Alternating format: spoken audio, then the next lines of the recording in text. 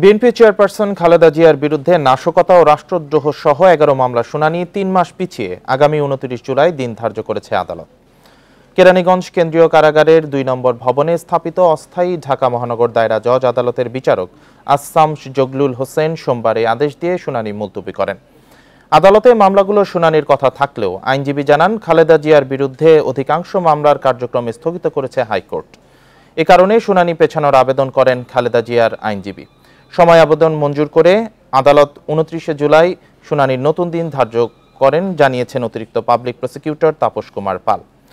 রাজধানী দারুস-সালাম ও যাত্রাবাড়ী থানায় করা নাশকতার মোট 10টি এবং রাষ্ট্রদ্রোহের একটি মামলার বিচার চলছে এই আদালতে।